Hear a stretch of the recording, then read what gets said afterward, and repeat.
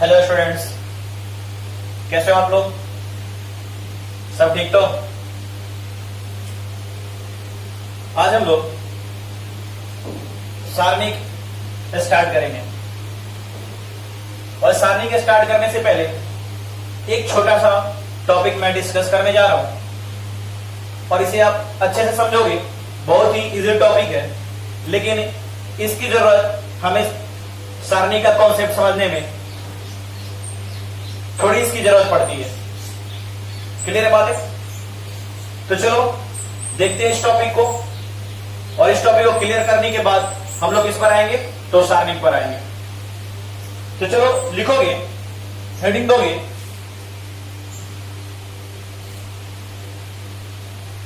रैखिक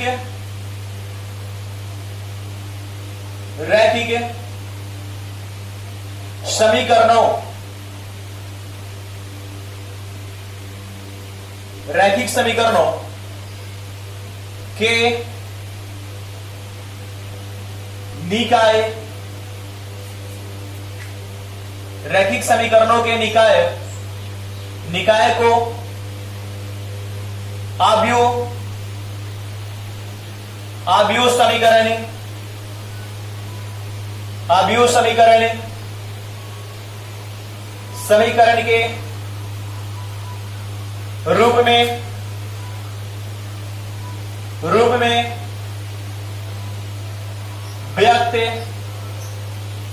के रूप में व्यक्त करना।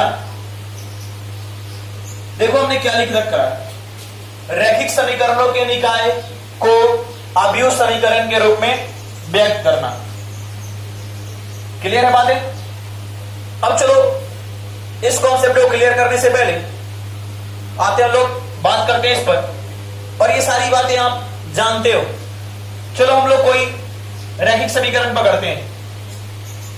3x plus 2y equal to 6, 5x plus 3y equal to 2। Right, ये क्या है? रैखिक समीकरण निकाय है। ये समीकरण फर्स्ट और ये समीकरण सेकेंड। क्लियर है बातें? अब ये रैखिक समीकरण दिया गया है और आपसे कहा जा रहा है कि इस रैखिक समीकरण को आप क्या करो, आव्यूह समीकरण के रूप में लिखो। बताइए पकड़ में मैं क्या बोल रहा हूं? मैं बोल रहा हूं कि इस रैखिक समीकरण को आप आव्यूह समीकरण के रूप में लिखो। अब आपके दिमाग में जा रहा होगा कि आव्यूह समीकरण का रूप कैसा होता है सर? तो चलो मैं क्लियर करता हूं कि आव्यूह समीकरण का रूप कैसा होता है। चलो देखोगे यहां पर कैसे आव्यूह समीकरण के रूप में लिखते हैं। आप देख रहे हो कि x का कोफिशिएंट क्या है? 3 है। y का कोफिशिएंट क्या है? 2 है। यहां पर x का क्या है? 5 है। y का क्या है? 3 है। तो कोफिशिएंट को, x y के कोफिशिएंट को जैसे ये लिखा हुआ है, इसी तरह हम लोग क्या करेंगे, एक मैट्रिक्स वाला यानी एक आव्यूह वाला घर में रख देंगे। तो देखोगे ये हो गया 3, x के स्थान पर ये y के स्थान पर 2, मतलब x वाला इधर y वाला इधर। अब देखो ये 3 2 था, अब ये 5 3, तो 5 कहां आएगा? यहां पर, मतलब इधर x वाला और इधर y वाला। फिर 3, तो 3 यहां आ गया। राइट है? अब इतना हमने लिख दिया इन टू। अब क्या था ये एक्स वाई, यहां पर चर क्या है? एक्स वाई है, तो इंटू एक्स वाई, ये इतना हम लोग लिख सकते हैं। इक्वल टू क्या है? 6 2 है, और इसको भी हम लोग अभी वाले घर में 6 2 इतना लिख सकते हैं। अब देखो ये रैखिक समीकरण है, लेकिन इसको हमने कैसे लिख दिया? ऐसे लिख दिया। और बिल्कुल हम लोग इतना को ऐसे लिख सकते हैं हम लोग। अभी आपके दिमाग में क्वेश्चन राइज हो रहा होगा कि सर आपने इसको ऐसे कैसे लिख दिया? तो पहले अभी हम लोग सीखेंगे कि क्या इसको हम लोग इतना लिख सकते हैं क्या, और इसके बाद हम लोग क्लियर करेंगे कि हाँ बिल्कुल इसको हम लोग इतना लिख सकते हैं। तो क्या ये बात पकड़ में आ रही है? कैसे लिखा आपने? पहले कोफिशिएंट को लिख दिया, देखो 3 2 फिर 5 3 इंटू इधर क्या था चर x y, अब इधर क्या हो गया 6 2, तो 6 2 आपने ऐसे लिख दिया। चलो और भी देख लो, तब बातें बिल्कुल क्लियर होंगी। अगर आपको दे दिया गया है, और भी मैं पकड़ रहा हूं, अगर आपको दिया गया है 2x plus 5y right plus 6z equal to 12, x plus 5y plus 2z equal to 6, 3x plus y plus 3z equal to 7। अब ये रैखिक समीकरण है। अब सर इसको कैसे लिखेंगे आव्यूह समीकरण के रूप में? ये रैखिक समीकरण है, अब इसको कैसे लिखेंगे? तो चलो लिखते हैं इसे भी और कॉन्सेप्ट को क्लियर करते हैं। देखो ना, इस x का कोफिशिएंट क्या है 2 है, y का कोफिशिएंट 5 है, z का कोफिशिएंट 6 है, और x का 1, y का 5, z का 2, x का 3, y का क्या हो जाएगा तो 1 हो जाएगा, और z का 3। यानी पहले कोफिशिएंट को लिख देते हैं एक आव्यूह वाले घर में। तो चलो लिखते हैं, देखोगे क्या हो जाएगा हमारा 2, इसके बाद क्या 5 6, फिर क्या है इधर x में क्या मल्टीप्लाई होगा, x में मल्टीप्लाई क्या होगा तो 1 होगा, तब ये 1 हो गया।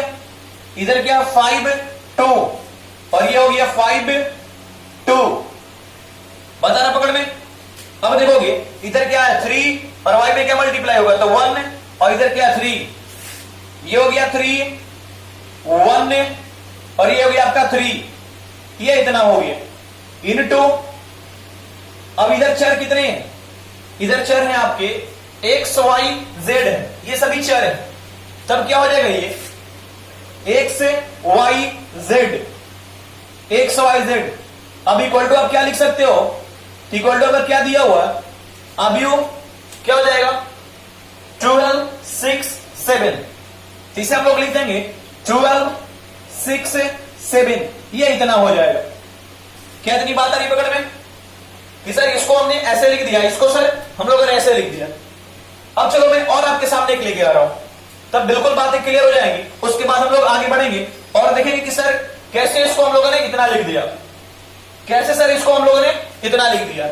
लेकिन ये बात तो पकड़ में आ रही होगी कि हाँ सर इसको अगर पहले से कोफिशिएंट पकड़ ले तो यहां हमने पकड़ लिया, फिर x y z इसके चर को लिख दिया इनटू करके, फिर क्या हमने इस इक्वल वाले को लिख दिया। बात नहीं पकड़ में कि सर ऐसे हम लोग लिख सकते हैं, लेकिन अपने को सीखना ये है कि सर कैसे लिख सकते हैं। तो चलो अभी और भी बातें करते हैं। आप लोग बताओगे नंबर 3, अगर आपको दे दिया गया -x plus 2y equal to 6 और दे दिया गया 2x plus 3y equal to 4, अब इसे आप कैसे लिखोगे? तो अब तो आप बिल्कुल समझ गए हो कैसे लिखना है। क्या करोगे कि सर इधर तो सर x का कोफिशिएंट क्या है सर तो -1 है, x का कोफिशिएंट -1 है, तो ये -1 हो गया, और y का सर 2 है, यहां x का 2 है, y का सर 3 है, इनटू इधर क्या हो जाएगा x y, ये इतना हो गया, इक्वल टू इधर क्या हो जाएगा, इधर हो जाएगा 6 4, ये इतना हो गया। बात पकड़ में आ रहा? तो इतनी बातें ये आप समझ चुके हो। तो चलो आगे देखते हैं और इसे क्लियर करते हैं कि सर इसको हम लोगों ने इतना कैसे लिख दिया, और इसको हम लोगों ने इतना कैसे लिख दिया, और इसको हम लोगों ने इतना कैसे लिख दिया।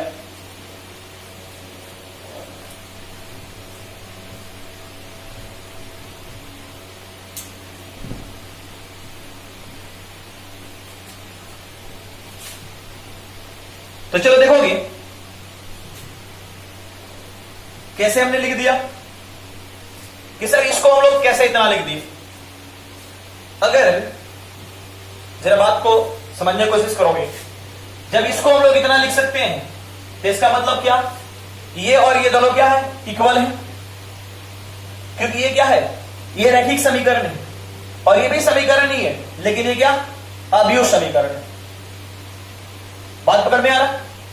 तो ये अलग फॉर्म हो गया, अलग रूप हो गया, ये अलग रूप हो गया। ये रैखिक रूप है, ये क्या अभियुव रूप है, लेकिन दोनों तो सेम है। तो जब इससे हमने इसको लिख दिया, जब इससे हमने इसको लिख दिया, तो इससे इसको भी लिख सकते हैं। और चलो मैं प्रूफ करके दिखाता हूं कि कैसे इससे इसको हम लोग लिख सकते हैं। इससे तो हमने कहा कि भैया इसका कोफिशिएंट क्या करो, पकड़ लो। आपने 3 पकड़ लिया, यहां पर 2 पकड़ लिया, यहां पर 5, यहां पर 3, यहां पर इंटू इधर क्या हो गया, XY हो गया, इधर 6 2 हो गया। लेकिन चलो मैं इससे इसको लेके आ रहा हूं, जरा देखोगे, जरा समझ लोगे कैसे। अब जरा ध्यान दोगे कि आपको अभियुव का गुणनफल आता है, आता है ना? तो चलो करते हैं गुणनफल। तब मैं कह रहा हूं कि इससे इसमें गुणा कर दो, राइट ना? इससे इसमें क्या करो, गुणा कर दो। चलो मैं यहां लिख रहा हूं, वैसे प्रूफ करके लिख दे रहा हूं, चलो प्रूफ। लेकिन कोई मतलब नहीं बनता, बस आपकी नॉलेज के लिए मैं लिख रहा हूं कि मन में कोई कंफ्यूजन ना रह जाए कि सर आपने ऐसे लिख दिया लेकिन आपने बताया नहीं कि कैसे इतना और इतना दोनों सेम होगा, दोनों बराबर होगा। और यही रीजन है कि मैं ये डिस्कस करने जा रहा हूं। तब देखोगे मैं लिख रहा हूं, ये आपका है, ये आपका 3 2, ये 5 3 है, इनटू ये क्या आपका, ये x y है, इधर आपका है ये 6 2 है, 6 2। आपको गुणनफल आता है, तो जब गुणनफल आता है तो इस अवयव को इस अवयव से गुणा कर सकते हैं। और हमें पता है कि पंक्ति से स्तंभ में गुणा करते हैं, पहली पंक्ति पहला स्तंभ। तो चलो करते हैं। अब यहां से गुणा करने हम लोग जाएंगे, तो इसका पहली पंक्ति पहला स्तंभ, तो पहली पंक्ति का पहला अवयव, इधर पहला अवयव 3 इंटू एक्स, क्या हो गया 3x हो गया। फिर क्या होता है प्लस, बीच में क्या प्लस, फिर 2 इंटू वाई, क्या हो जाएगा 2y हो जाएगा। और यहां पर देखो ना एक ही स्तंभ है, तो पहली पंक्ति पहला स्तंभ से तो वर्क कंप्लीट हो गया। अब कहां बढ़ेंगे, दूसरी पंक्ति पहला स्तंभ, तो देखो 5 इंटू एक्स, ये क्या हो गया 5x प्लस 3 इंटू वाई, इधर 3y हो गया, इधर क्या हो गया, इधर 6 2 हो गया। और आपको बताया गया था समान अवयव, समान अवयव का कॉन्सेप्ट आपको बताया गया था कि समान अवयव कब होता है, जब ये अवयव, देखो अब क्या है, ये अवयव और ये अवयव क्या है, बराबर है। इसका मतलब दोनों अवयव समान है। और जब समान है तो कब होगा, जब इसका ये अवयव और इसका ये अवयव जब बराबर हो जाए, तब तो यहां से क्या मिल जाएगा, तब यहां से मिल जाएगा कि 3x प्लस 2y बराबर 6। और फिर ये अवयव जो है किस अवयव के बराबर हो जाएगा, इस अवयव के। तब देखो ना क्या मिल गया, 5x plus 3y equal to, ये तो 2 मिल गया, बात है ना पकड़ में। और देखो यही तो था हमारा, क्या मिल गया, क्या बात क्लियर है। तो चलो देखोगे बात क्लियर है तो आगे बढ़ते हैं। चलो थोड़ा सा इसमें लिख लो इसकी कहानी, ये तो क्लियर करने के लिए हमने एग्जाम्पल का सहारा लिया था।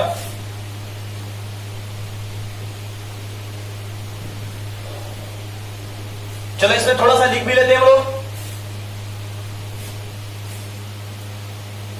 देखा जाए। रैखिक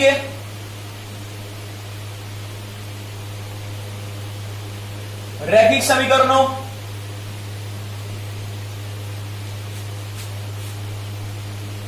के निकाय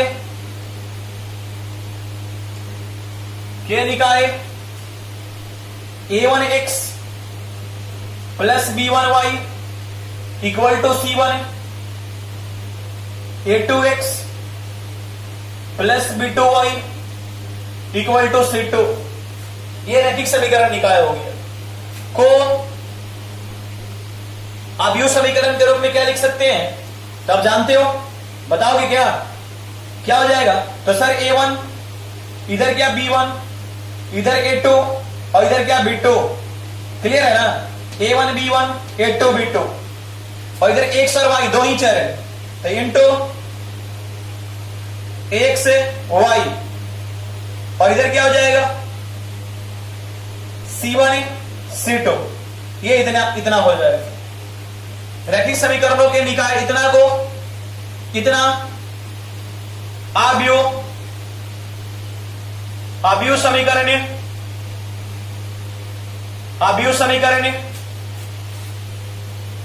के रूप में व्यक्त करते हैं। क्लियर है बातें? बिल्कुल बातें क्लियर हो चुका है। आपसे कभी पूछा जाएगा, रैखिक समीकरण दे दिया जाएगा और आपसे कहा जाएगा कि आप इसे आव्यूह समीकरण के रूप में लिख दो, तो आप आसानी से लिख सकते हो। सही है ना? तो ठीक है, फिर चलते हैं आगे। अब आते हैं अपने टॉपिक पर। किस टॉपिक पर? तो सारणिक पर। आज हम लोग क्या पढ़ेंगे? अपन सारणी।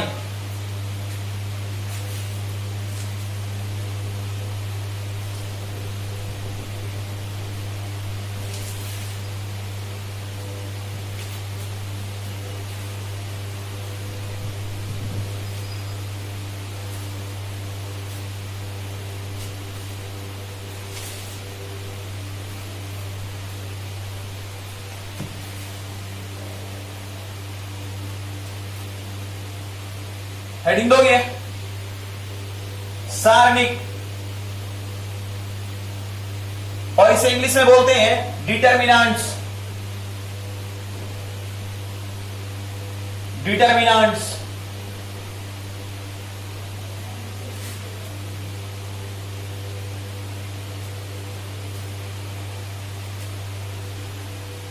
सबसे पहले बात करेंगे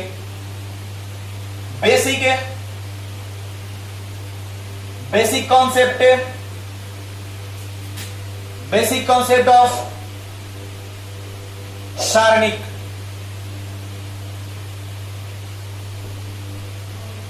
सारणिक के बेसिक कॉन्सेप्ट पर बात करेंगे कि सारणिक है क्या। देखोगे, जब भी अगर आप सारणिक पढ़ोगे, या मैं ही सारणिक जब पढ़ा रहा हूं आपको, तो मैं सारणिक को बहुत आसान तरीके से आपको समझा सकता हूं कि अगर ये आव्यूह दिया है, ये कोई आव्यूह दिया है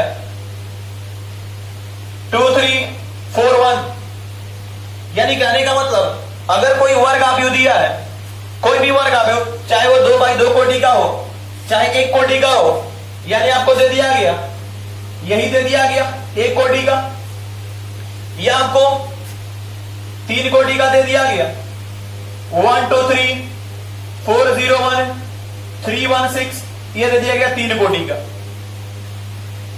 तो इसका अगर सारणिक लिखना हो तो कुछ नहीं करना होता है, इस घर से इसको निकालकर ऐसे वाले घर में रख देना होता है 2 3 4 1। अब इसको हमने ऐसे घर में रख दिया, ये सारणिक बन गया, राइट ना। अब इसको यही दिया है, ये वाला, इसको भी हमने क्या करा, ऐसे वाले घर में रख दिया, ऐसे वाले घर में रख दिया, ये क्या बन गया, सारणिक बन गया। इसको भी क्या बने, अगर ऐसे वाले घर में रख दिया, ऐसे वाले घर में ये 1 2 3 4 0 1 3 1 6, तो ये क्या बन गया, सारणिक बन गया। तो मैं यहां से क्लियर तरीके से कह सकता हूं कि अगर कोई वर्ग आव्यूह है, और वर्ग आव्यूह क्या ऐसे वाले ब्लॉक में होता है, ऐसे वाले घर में होता है, लेकिन अगर सीधे वाले घर में हमने रख दिया उसको, तो क्या कहलाता है, सारणिक कहलाता है। लेकिन ये बात आप समझ जाओगे कि सर सारणिक क्या, सर ऐसा दिखा तो सारणिक है, जिसका चित्र ऐसा रहा, यानी दिखने में ऐसा हो सर, इस वाले घर में हो, इस वाले घर में हो, तो सारणिक कहलाएगा। लेकिन दिखने में अगर ऐसा है तो ये क्या कहलाता है, सर ये आव्यूह कहलाता है। तो इतनी बातें से भी काम चल जाएगा। लेकिन मैंने क्या हेडिंग दे रखा है, बेसिक कॉन्सेप्ट ऑफ सारणिक। सारणिक का बेसिक कॉन्सेप्ट क्या है, एक्चुअल में सारणिक क्या है। ठीक है, हमने कह दिया कि ऐसे वाले घर में जो रहता है, ऐसे वाले घर में वही सारणिक है। लेकिन क्या ये एक्चुअल कॉन्सेप्ट है क्या, आखिर सारणिक है क्या, सारणिक का मतलब क्या है, सारणिक का मीनिंग क्या है, राइट। तब चलो आगे बात करते हैं और एकदम बिल्कुल ढंग से समझोगे सारणी क्या है। खैर बातें आगे यही आती है कि सर ऐसे वाले घर में जो रहेगा वही क्या कहलाता, सारणिक होता है। लेकिन इसका बेसिक कॉन्सेप्ट हम लोग सीख कर बात करेंगे कि ये आखिर ऐसे वाले घर में क्यों रखा गया और सारणिक है तो क्या है।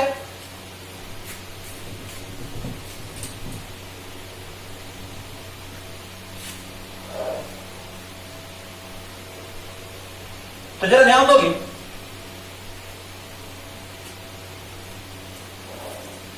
अच्छा मैं आपसे कुछ बातें पूछ रहा हूं और आप लोग बताओगे।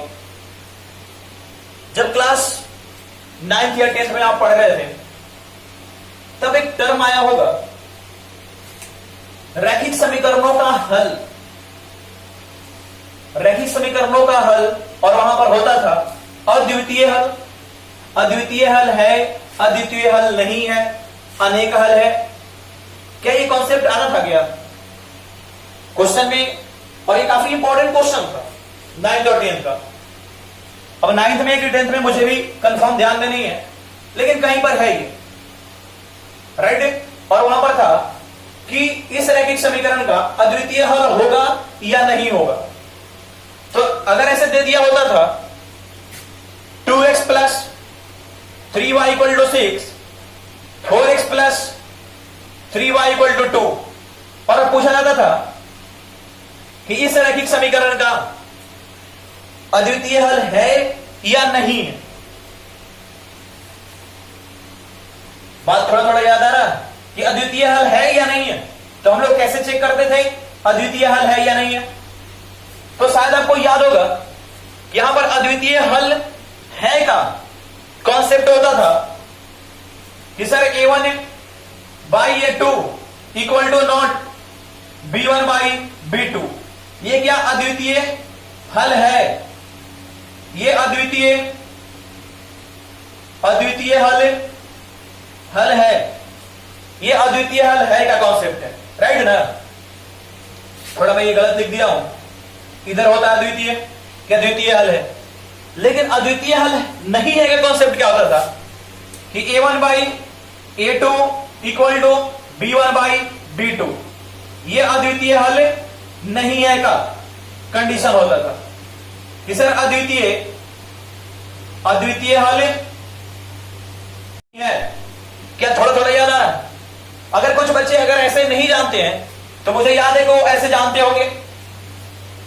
मैं इस बात को क्लियर कर सकता हूं, शायद आप ऐसे पढ़े हो कि sir a1 into b2 minus a2 into b1 equal to not zero हो जाए। नॉट जीरो हो जाए तब क्या है? अद्वितीय हल है। अद्वितीय हल है। और अगर इतना हो जाए a1 into b2 minus a2 into b1 बराबर जीरो हो जाए तो ये क्या है? ये अद्वितीय हल है। अद्वितीय हल नहीं होने का कंडीशन नहीं है। क्या थोड़ी थोड़ी बात याद आ रही है? अगर नहीं आ रही है तो दिमाग में फिट करके चलना। अब आपको समझ में आ रहा होगा, लग रहा होगा सर ये a1 और a2 क्या है, b1 और b2 क्या है। अरे भैया ये अगर यहां पर मैं a1 लिख दूं, ये 2 क्या a1 था, a1 है b1 है, राइट ना। इधर भी क्या ये a1 b1 है, ठीक है। तो ये 2 और इधर क्या कुछ लिखा हुआ था, जो भी 3 कुछ भी लिखा हुआ था। तो अगर ऐसा दिया है तो हम लोग चेक करते थे कि अद्वितीय हल है या नहीं। तो अद्वितीय हल है का ये कंडीशन होता था। अब ये भी कंडीशन और ये कंडीशन, दोनों कंडीशन एक ही है, बस चेहरे अलग अलग है। देखो कैसे, इसको इसको गुना करेंगे a1 b2 तो a1 b2 मिला क्या, फिर इसको करेंगे तो a2 b1 तो बराबर में चला जाएगा इधर, और इधर जब आएगा तो क्या बन जाएगा, ये बन जाएगा। फिर वही कहानी क्या यहां पर है, यहां पर है कि a1 b2 equal to b1 a2 और इधर आएगा तो क्या जीरो।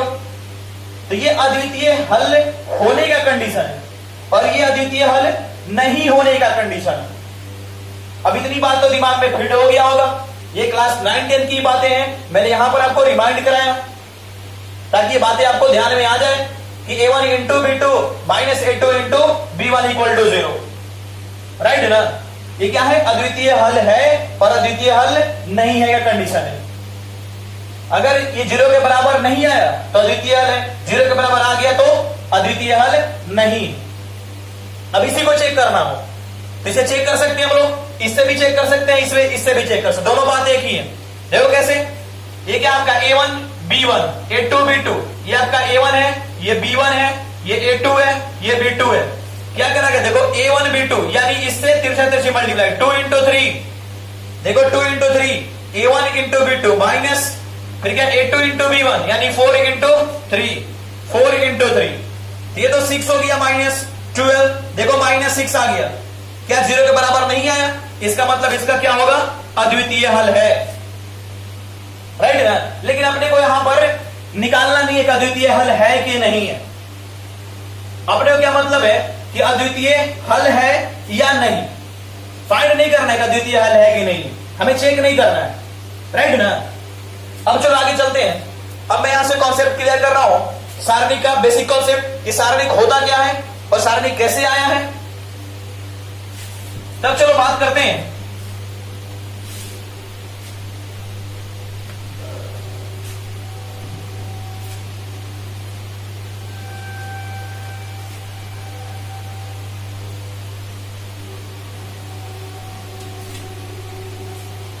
बिल्कुल ध्यान दोगे, पहले मैं एग्जांपल से क्लियर कर रहा हूं।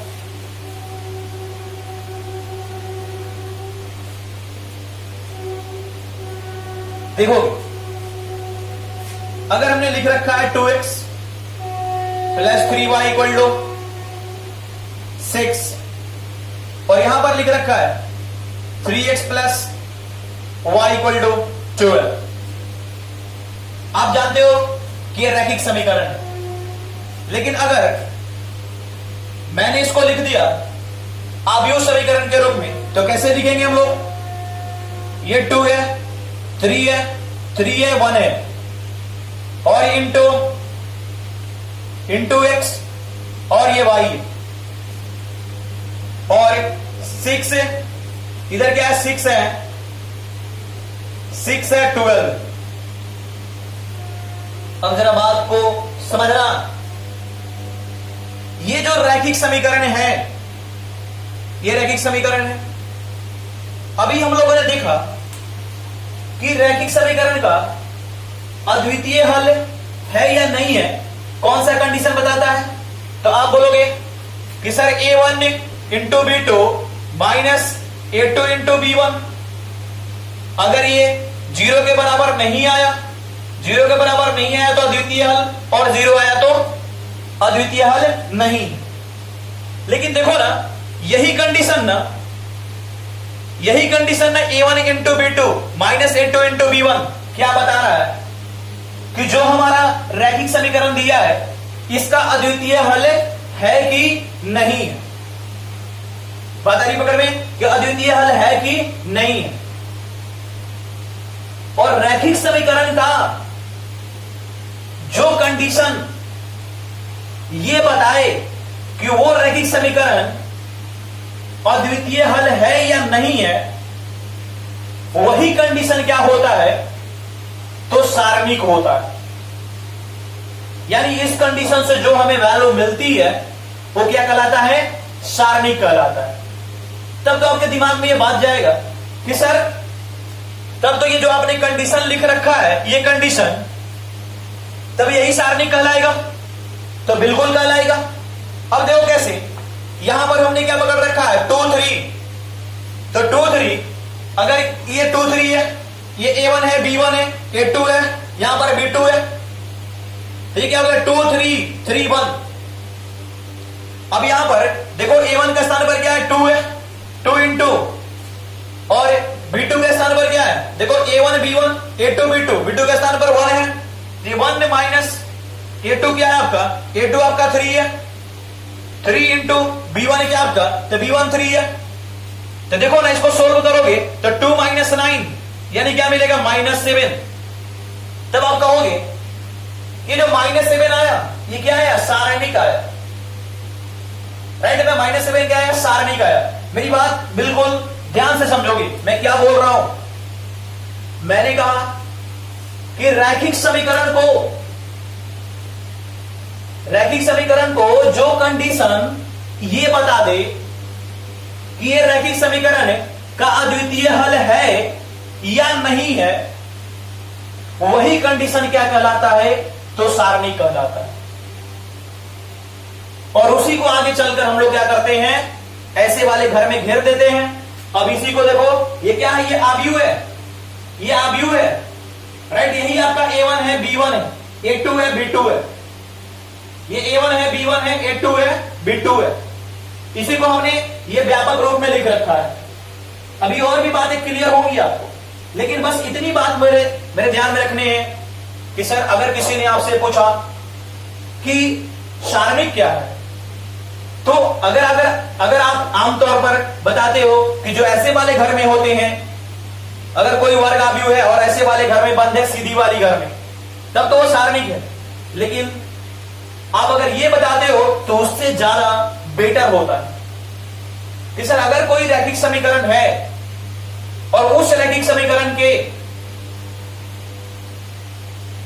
समीकरण को जो ये बता दे, जो कंडीशन ये बता दे कि इसका द्वितीय हल है या नहीं है, वही सारणिक है। इतनी बात आ रही पकड़ में? तब देखोगे मैं यहां से आगे चल रहा हूं और बिल्कुल ये बातें क्लियर हो जाएगा।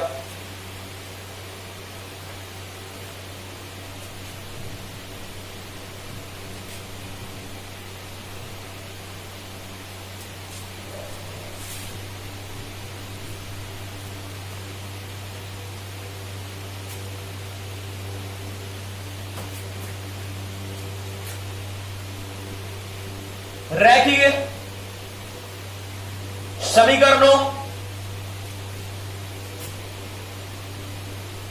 समीकरणों के निकाय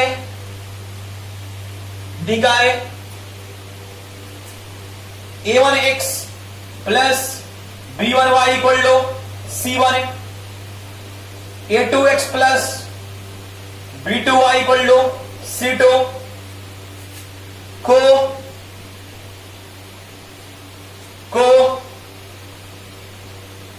A1 B1 A2 B2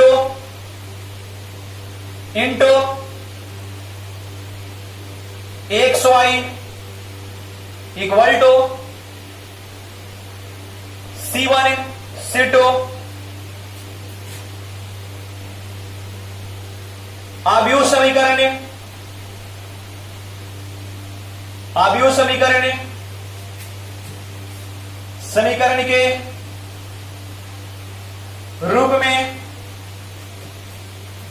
के रूप में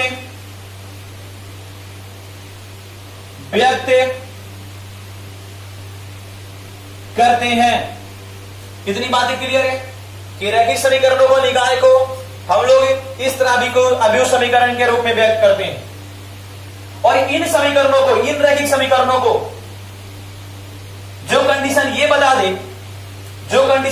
दे इन समीकरणों को कि क्या ये अद्वितीय हल है या नहीं है, वही क्या कहलाता है? तो सारणिक कहलाता है। तो चलो देखोगे,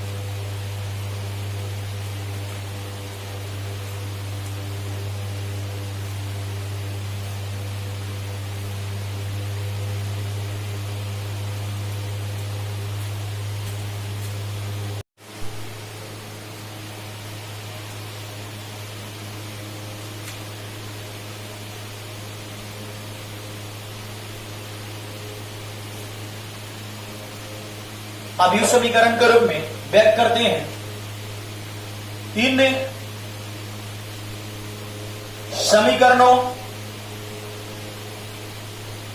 इन समीकरणों के निकाय का हल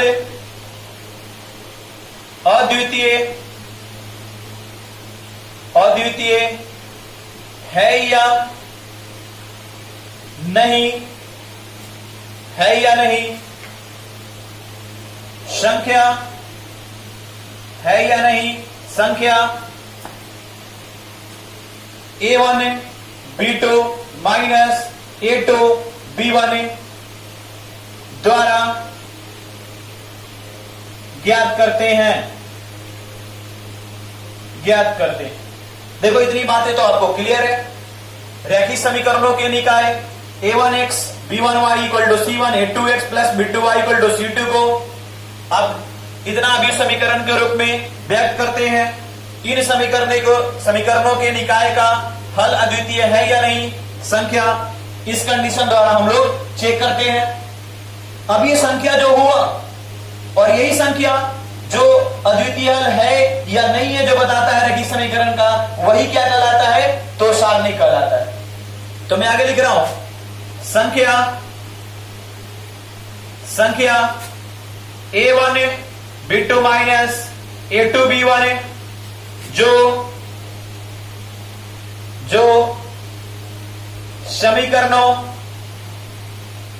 समीकरणों के निकाय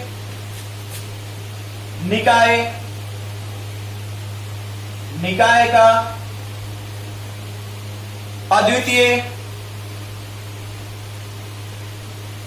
अद्वितीय हल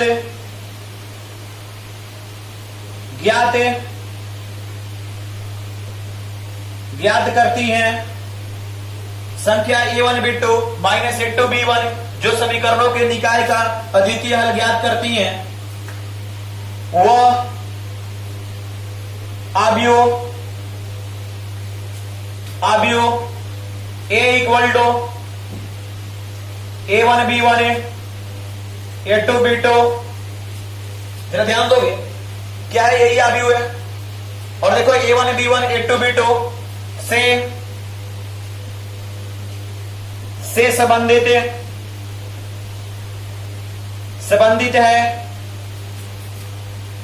है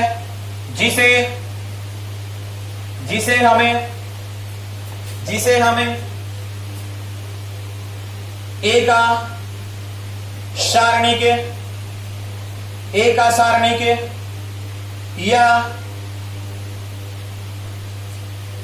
डिटर्मिनेंट ए यानी सारणिक ए कहते हैं। क्लियर बात है। और इसे हम लोग इतना भी लिख सकते हैं। अब देखो a1 b2 minus a2 b1 जो है क्या है, वो सारणिक है, लेकिन क्या इससे रिलेटेड है, और जिसे हम लोग क्या सारणिक कहते हैं। इसे हम लोग इतना लिख सकते हैं सारणिक ए, और देखो इस घर में हमने क्या लिख दिया a1 b1 और a2 b2। इतनी बातें क्लियर है। और यही इसका बेसिक कॉन्सेप्ट है कि जो हमारा a1 b2 minus a2 b1 जो मिला, यही हमारा क्या है, सारणिक है। तो देखो इसके बराबर हम लोग क्या लिख सकते हैं, इसके बराबर हम लोग इतना भी लिख सकते हैं a1 यानी इसको गुना किया हुआ है, a1 b2 माइनस फिर क्या इसको गुना किया हुआ है b1 a2। देखो मिला क्या इतना, और यही से ही आया है, ये सारणिक बना है। इतनी बात पकड़ में आया। तो आगे की बात हम लोग अगले क्लास में करेंगे, और अगले क्लास में हम लोग सारणिक का डिफिनेशन भी लिखेंगे, और स्टेप बाय स्टेप की एक कोटि का सारणिक को हम लोग कैसे हल करते हैं, 2 कोटि का सारणिक को कैसे हल करते हैं, 3 कोटि के सारणिक को कैसे हल करते हैं, ये वहां पर हम लोग सीखेंगे। राइट।